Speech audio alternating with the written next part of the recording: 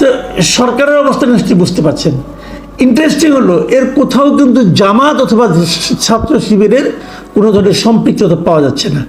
এবং জামাতের আমির কিন্তু এই কথাটাই বলেছেন।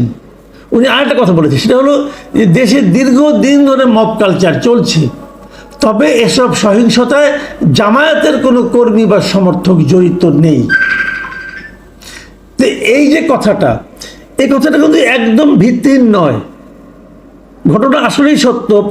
তারা তাদের নেতাকর্মীদেরকে এতটাই নিয়ন্ত্রণ করতে পারেন যে তারা এই ধরনের কোনো সহিংসতায় জড়িত আছেন বলে এখন পর্যন্ত সেভাবে আমরা দেখিনি। বিএনপি পারে না কেন?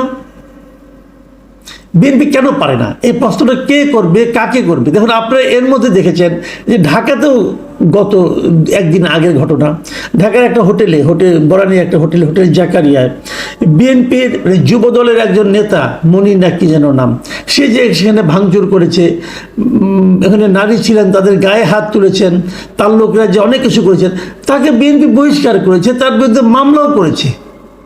বিএনপি মামলা করেছে, কিন্তু বিএনপি থেকে বহিষ্কার করেছে সঙ্গে সঙ্গে।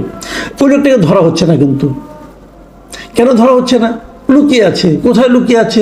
মানে সব মিলিয়ে যে ঘটনাগুলো ঘটছে সেগুলো হলো যে মব হচ্ছে, যদি সেই মবটা এনসিপি বা তার দলের কেউ করছে তাহলে সেই মবের জন্য তাদেরকে দায়ী না করে বিরোধী পক্ষকে দায়ী করা হচ্ছে। আর যদি সেই মবের সঙ্গে যদি বিএনপির কেউ নাম থাকছে তাহলে সেটাকে ফলাও করে প্রচার করা হচ্ছে। জামাতের কেউ থাকছে না, জামাত এগুলো দেখিয়ে বলছে আমরা কিছু করছি না। এই হলো কি টোটাল রিয়েলিটি। এখন বিএনপি যদি বুঝে যে তাদের নেতাকর্মীদের এভাবে দায়ী করা হয়, তাহলে তারা নিজেরা কেন সতর্ক থাকে না? আমি এর মধ্যে একবার একটা জরিপ করেছিলাম যে দেশের বেশিরভাগ মানুষ, এই যে সারা দেশে যে নানা ধরনের প্রত্যন্ত অঞ্চলে চাঁদাবাজি হচ্ছে, দখলদারি হচ্ছে, এগুলির পেছনে মূলত কারা দায়ী? সব জায়গায় কিন্তু বলা হয়েছে যে বিএনপি দায়ী। তার মানে বিএনপি এমন একটা পলিটিক্যাল পার্টি যারা ক্ষমতায় যেতে চায়, কিন্তু তাদের নিজেদের নেতাকর্মীর উপর কোনো নিয়ন্ত্রণ নাই। তো নিয়ন্ত্রণ না থাকার কারণে তারা সব জায়গায় নিজেদের রাজত্ব চালাচ্ছে। এখনও তারা ক্ষমতায় যায় নাই, এখনই তাদের এই অবস্থা। ক্ষমতায় গেলে কি হবে? এটা নিয়েও কিন্তু নানা ধরনের আলোচনা আছে।